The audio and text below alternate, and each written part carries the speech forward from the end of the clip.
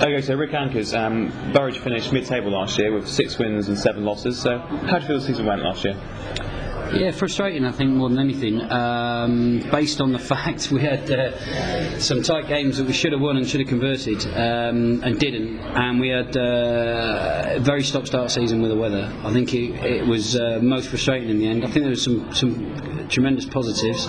It's great to play with such a good overseas player.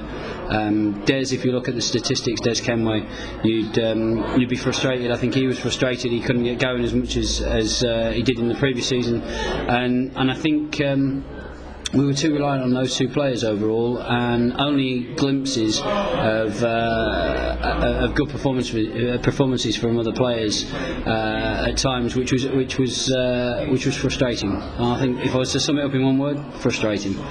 Okay, you mentioned the weather, and you also mentioned some near losses as well. How much do you think the weather played a part in sort of stopping any momentum being built by the side? Yeah, I think it made a big difference, if I'm honest, because if we'd have had a bit more consistency, people get into the rhythm of scoring runs. I think we went 3 or 4 weeks without actually having a hit. I guess everyone else was in the same boat, but it just impacted on us as a team more than other teams. And we didn't get the best of starts. We lost the first 2 games, which we shouldn't ever have lost, if quite honest. And for example, we played Hook, and they'd had a lot of pre-season games prior to the season starting, and I think that showed out in a couple of games that we played. And I think overall, if we could have got a bit more consistency in, we'd have had a much better season.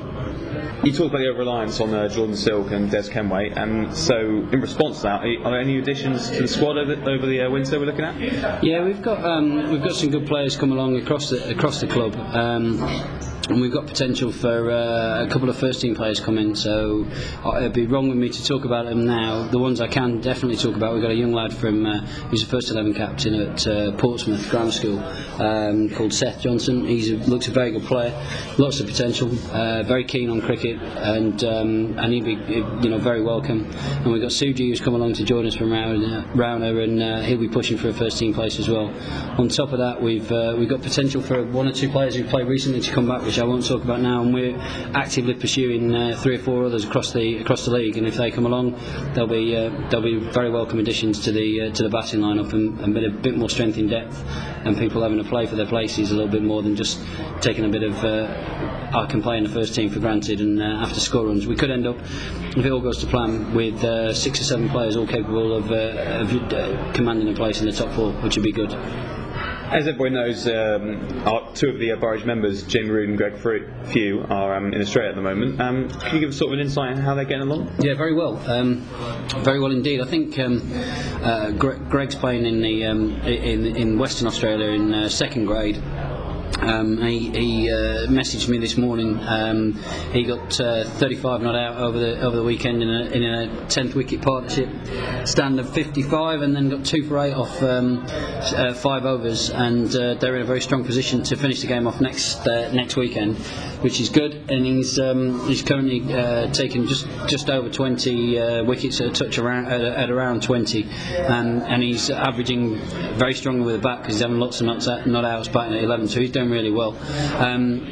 Similarly, Rudy's doing very, very well. He's finding it a bit difficult as a wicketkeeper. It's quite difficult over there, but he's playing. I think he's played 4th grade, 3rd grade, and 2nd grade over in Sydney.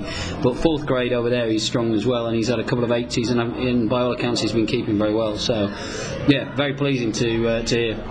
Life experiences as well as obviously from a playing perspective, the lads will come back very strong, I'm sure. Very committed to the training side of the game, which, as we've seen tonight at training, is going to be a big, strong point for the club, having appointed the director of cricket in Sam Lavery. Well, sounds great. I hope you can welcome them back here in the summer.